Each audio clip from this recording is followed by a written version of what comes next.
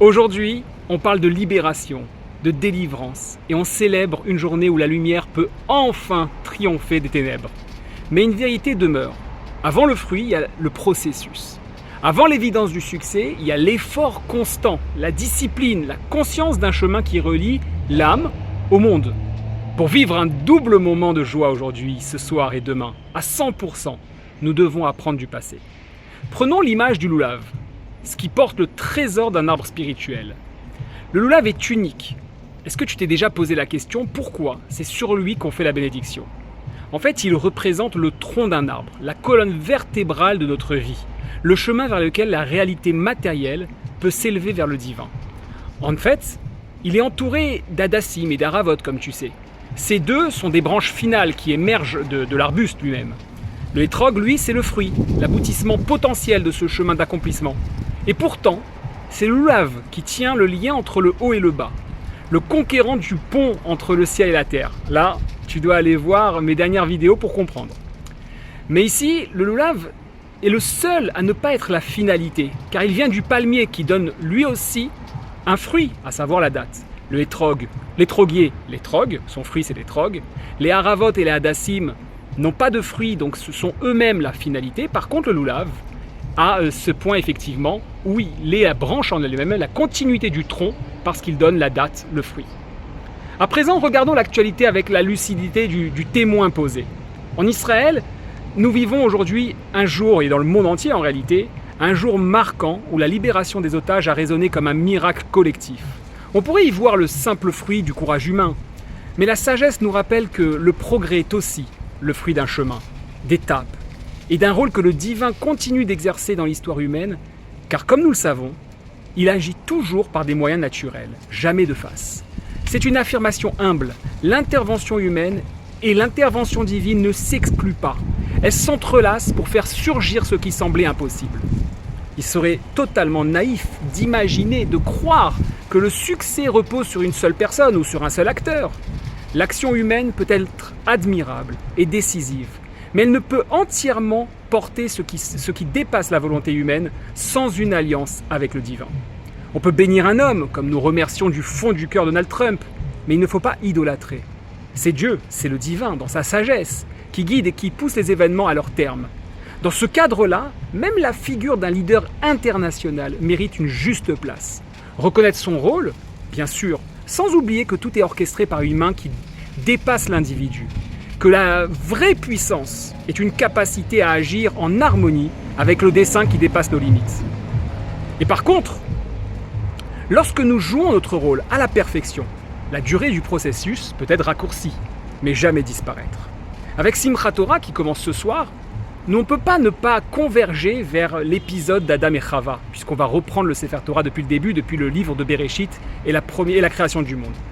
Observe comment le texte nous rappelle que l'interdiction était de manger l'arbre de la connaissance et non son fruit, malgré que nous disons souvent par erreur de manger le fruit défendu. Leur action n'a pas été de manger le fruit justement, pour s'emparer immédiatement de l'objet du désir, mais d'anticiper le fruit et ne pas respecter le processus. C'était ça le but. Le fruit, il repose sur le travail du bois, de l'arbre, sur les racines qui puisent l'énergie. Et cela, il n'en voulait pas. Mais c'est sous-entendre que dans le processus, c'est aussi l'action divine. Que si ça ne marche pas, c'est de ma faute, et que si ça fonctionne, bien sûr, c'est grâce à moi. Ce n'est pas que ça. Le récit nous enseigne que le vrai défi n'est pas l'obtention du fruit, mais la loyauté au processus par lequel le monde demeure ordonné et harmonieux. Quand l'homme cherche à éviter le chemin, il brise l'équilibre et retarde la lumière qui provient non seulement du fruit, mais du chemin qui y mène. Le divin intervient à chaque étape.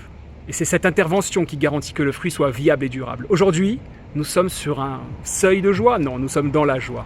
La lumière et la liberté peuvent converger. Simchat Torah est le symbole qui appelle à la continuité de l'étude et de l'action, à l'autocommande et à l'unité. L'événement d'aujourd'hui n'est pas seulement le fruit d'un destin humain, c'est une démonstration vivante que le divin, je vais y arriver, agit à travers les humains, c'est trop de joie en fait, et que chaque pas sur le chemin est une manifestation de sa présence.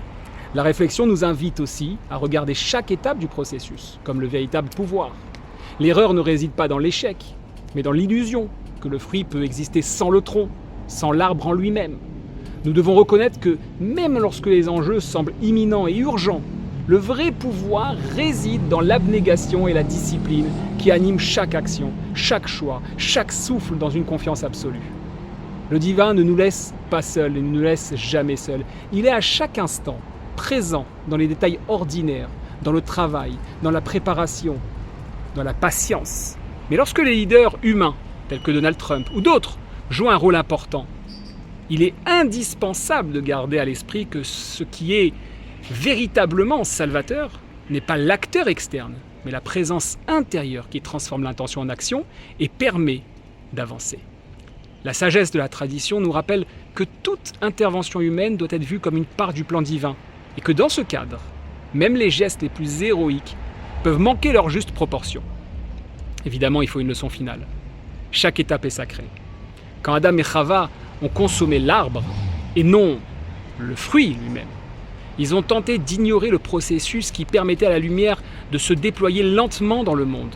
Le divin a voulu démontrer que l'ordonnance des étapes est nécessaire, non pas pour réprimander, mais pour garantir l'harmonie, la sagesse et la durabilité du fruit.